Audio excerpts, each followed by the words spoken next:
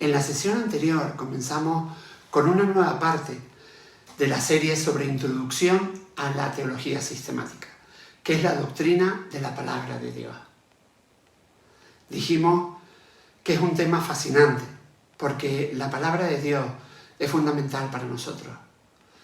Conocerla, saber a qué nos referimos cuando hacemos referencia a la palabra de Dios, saber si podemos confiar en ella, de dónde viene, cómo se formó y muchas más preguntas que nos surgen cuando pensamos en la palabra de Dios.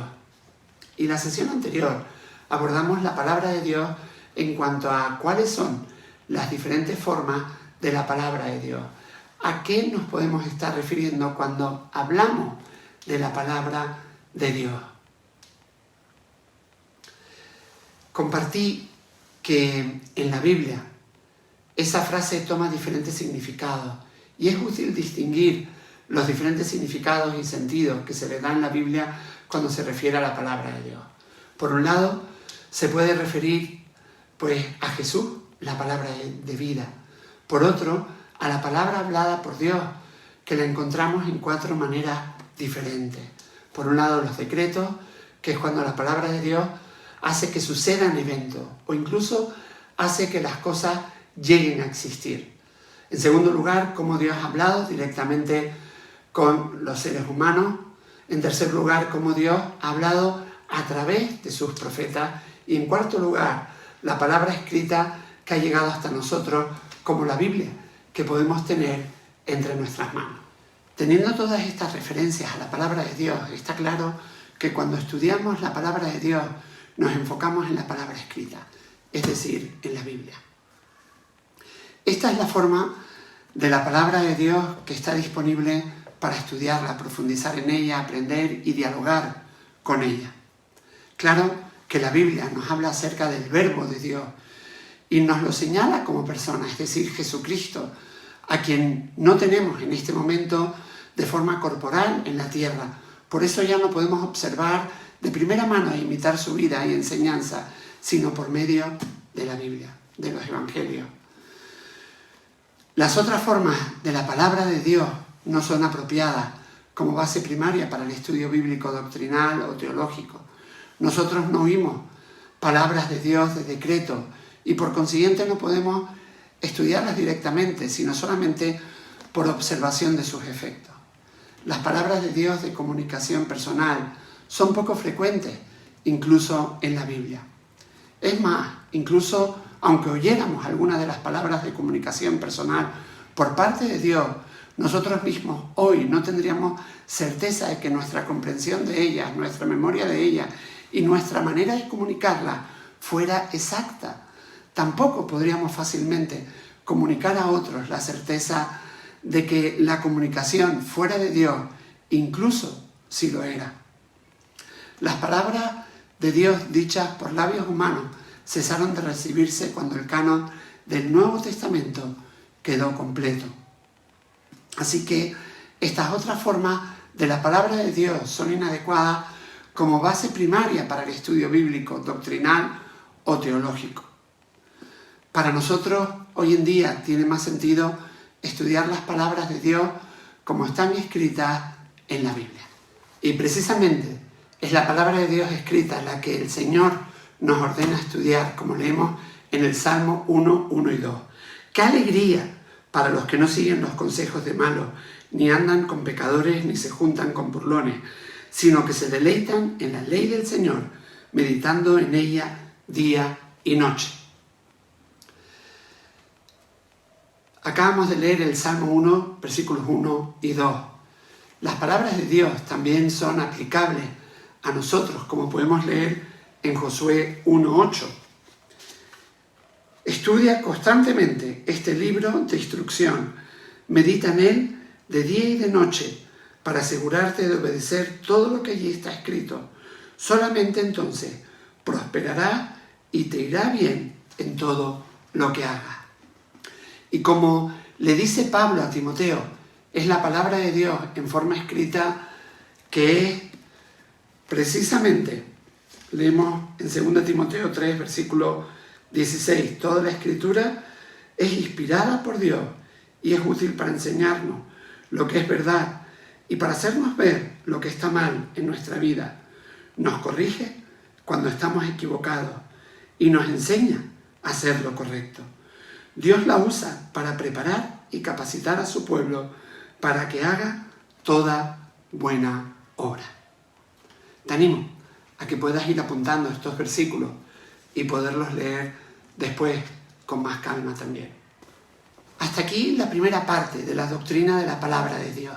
Las diferentes formas a las que podemos hacer referencia cuando hablamos de la palabra de Dios y el lugar que tiene cada una de ellas. Y con todo esto en mente, me gustaría plantearte algunas preguntas que utiliza Grudem en su teología sistemática para que podamos reflexionar en lo que hemos abordado y aprendido entre la primera sesión y la sesión de hoy. La primera es, ¿piensas que prestarías más atención si Dios te hablara desde el cielo o por medio de la voz de un profeta vivo que si lo hace desde las palabras escritas en la Biblia? ¿Crees que obedecerías esas palabras más que a la Biblia misma? ¿Piensas que tu nivel de obediencia actual a las palabras de la Biblia es el adecuado? Y la cuarta sería, ¿qué pasos puedes dar para hacer que tu actitud hacia la Biblia sea más como la actitud que Dios quiere que tú tengas hacia ella? Y con todo esto en mente, te animo también a que puedas memorizar los 2 primeros versículos del Salmo 1. ¡Qué alegría para los que no siguen el consejo de malos, ni andan con pecadores, ni se juntan con burlones, sino que se deleitan en la ley del Señor, meditando en ella día y noche? Salmo 1, versículos 1 al 2. Y ahora vamos a la segunda cuestión que nos estamos planteando dentro de la doctrina de la palabra de Dios. ¿Qué pertenece y qué no pertenece a la Biblia? Es decir, el canon de las Escrituras, que lo abordaremos en varias sesiones, no únicamente en la sesión de hoy. La importancia de esta pregunta cae por su propio peso. Si la Biblia, la palabra escrita de Dios, es fundamental para nuestra vida, es vital saber cuáles escritos pertenecen a la Biblia y cuáles no. Esto es a lo que llamamos canon bíblico o canon de la Biblia, que se le puede definir de la siguiente manera. El canon de la Biblia es la lista de todos los libros que pertenecen a la Biblia.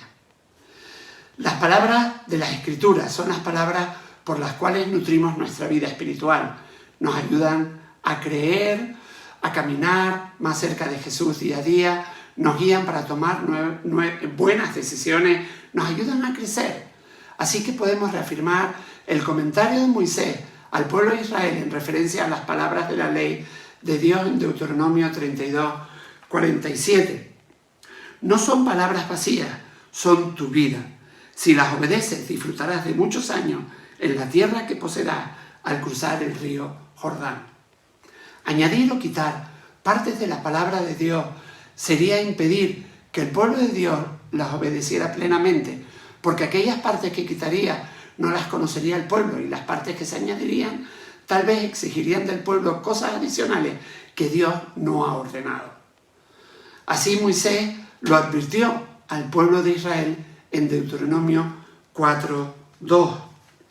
No agregues ni quites nada a estos mandatos que te doy, simplemente obedece los mandatos del Señor tu Dios que te doy. Deuteronomio 4, versículo 2. Es por todo esto que el saber qué pertenece o no pertenece a la Biblia es sumamente importante. La determinación del canon bíblico es fundamental. Porque para confiar y obedecer a Dios de forma íntegra debemos de estar seguros cuáles son las palabras de Dios para nosotros. Si hubiera alguna sección, alguna parte de la Biblia respecto a la cual tuviéramos dudas de si son palabra de Dios o no, no consideraríamos que tendría autoridad divina absoluta y no confiaríamos en ella como confiamos en Dios. Sería un verdadero problema. Por tanto, es importantísimo saber qué libros y qué no libros son parte de la palabra de Dios, son parte de la Biblia. Entrando en materia, vamos a ver por un lado el canon del Antiguo Testamento y por el otro el canon del Nuevo Testamento, en las diferentes sesiones en las que vamos a abordar el canon de la Biblia. Y naturalmente vamos a empezar por el canon del Antiguo Testamento. El canon del Antiguo Testamento.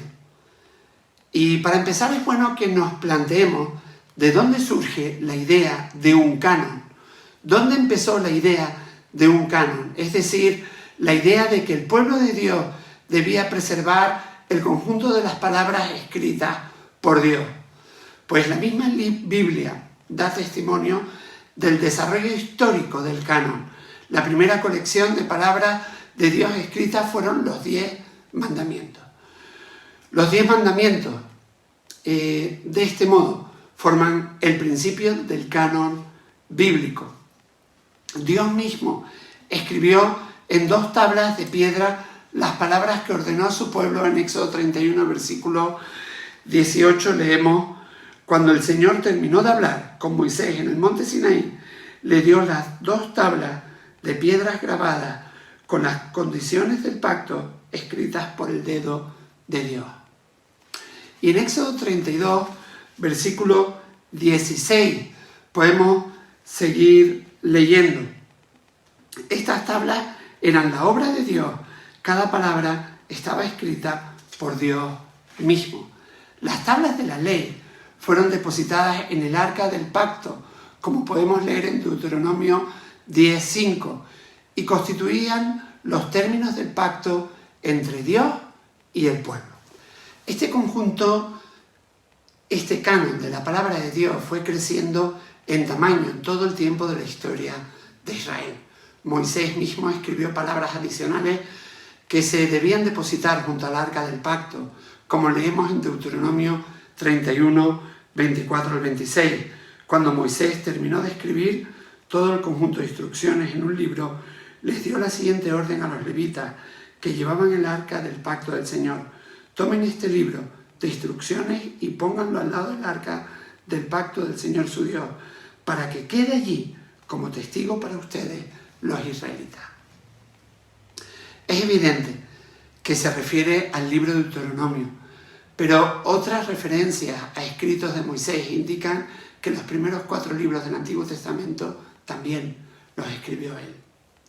Después de la muerte de Moisés, Josué también añadió palabras de Dios escritas a la colección. Josué 24, 26. Josué escribió todas estas cosas en el libro de instrucciones de Dios. Esto es especialmente sorprendente a la luz del mandamiento de no añadir ni quitar de las palabras que Dios le dio al pueblo por medio de Moisés.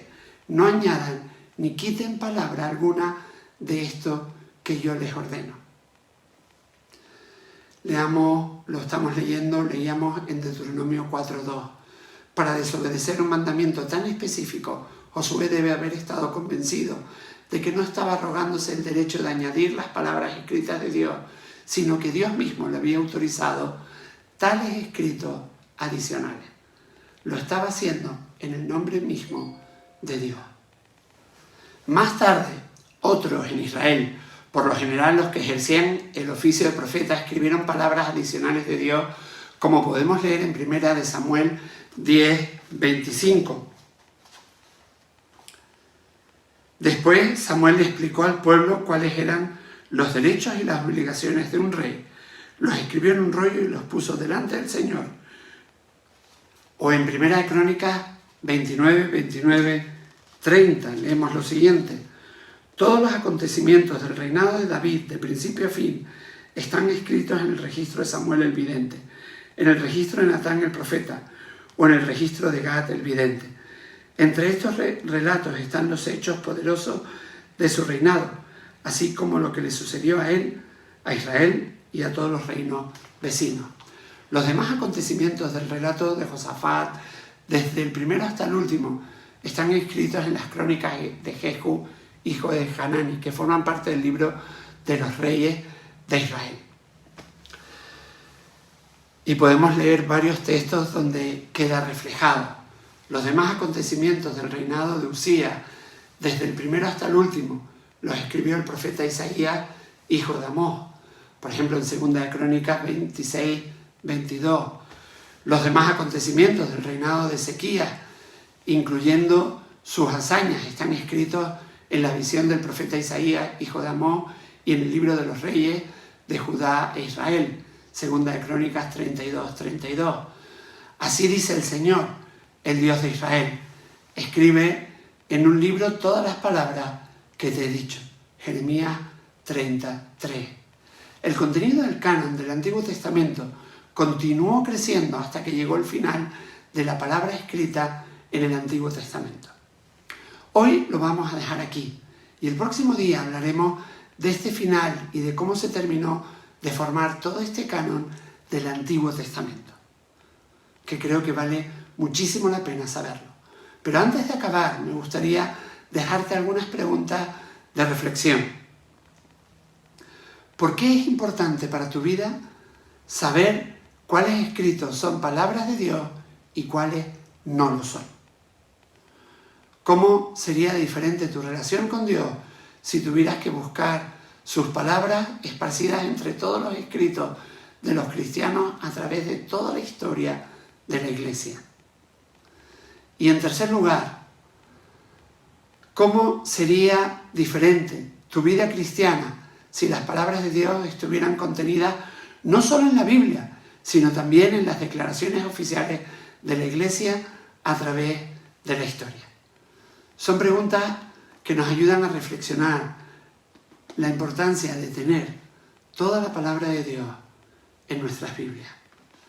Confío que este tiempo haya sido un tiempo de bendición. Hemos hecho un recorrido acerca del canon o cómo se ha formado ese canon del Antiguo Testamento.